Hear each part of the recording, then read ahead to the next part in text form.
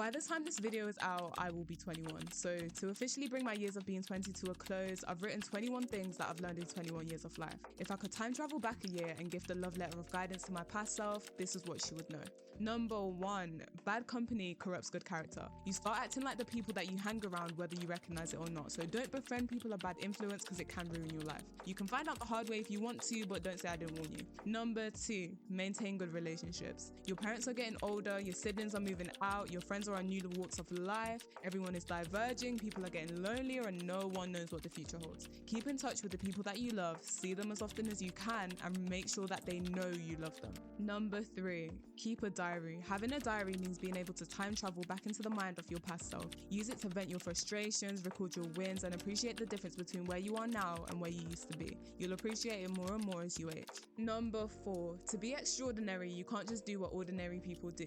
If you want to be successful in this world, you can't just chill after work. It means putting in the work after work, even when you're tired and even when you haven't seen results yet. My worry for you is that you want it so badly that you'll sacrifice food and sleep to become the person that you want to be. I know you want success, but be patient with yourself so that you don't fry your brain.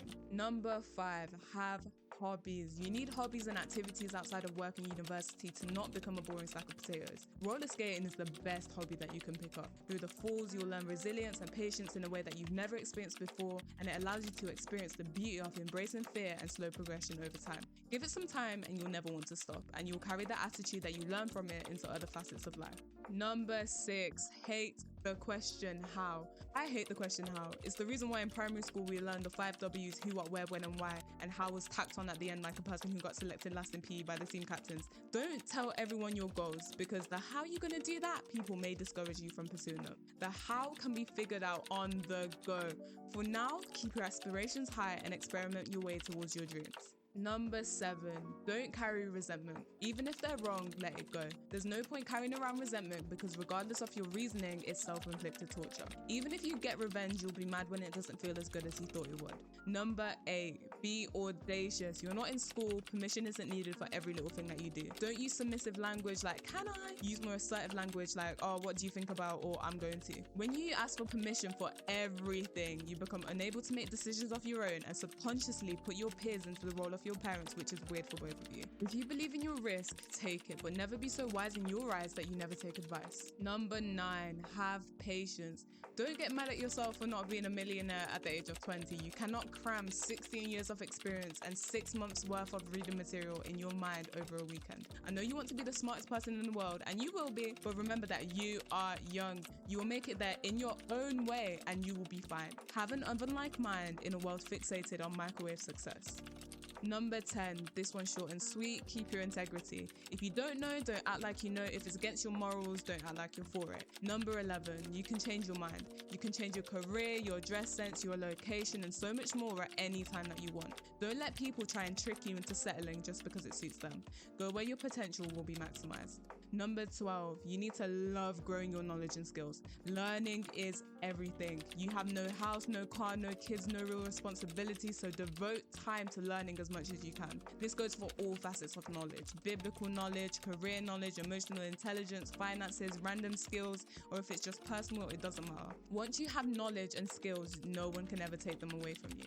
Make sure to always learn from trusted sources and discern good advice from bad advice, and don't take advice from people that you wouldn't want to be like, and don't let misinformation dig you into a hole that's hard to get out of. Number 13, you need to leave your comfort zone. You cannot thrive in environments that you've always been in. If you're not being challenged, it might be time to move, and never forget that comfortability and stagnancy is our best friends, and you do not want to be reduced to the role of a third wheel.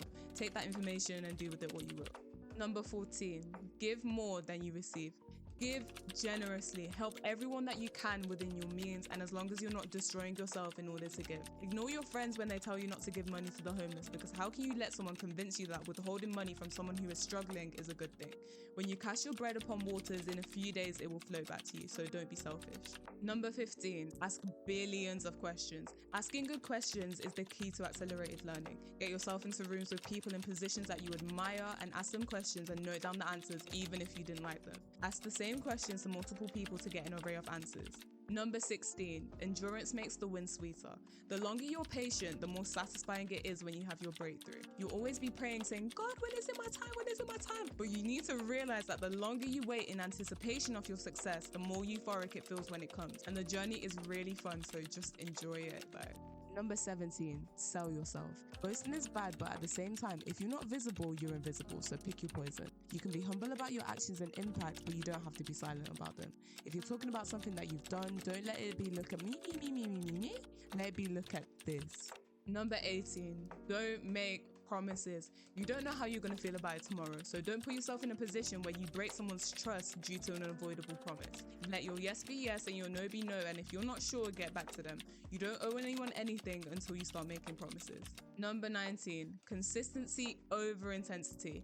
Consistency is everything. Slow and steady wins the race, and the moment you let society convince you otherwise, you've already lost. This applies to everything in life. Your intensity can change with your mood, but don't let your consistency waver.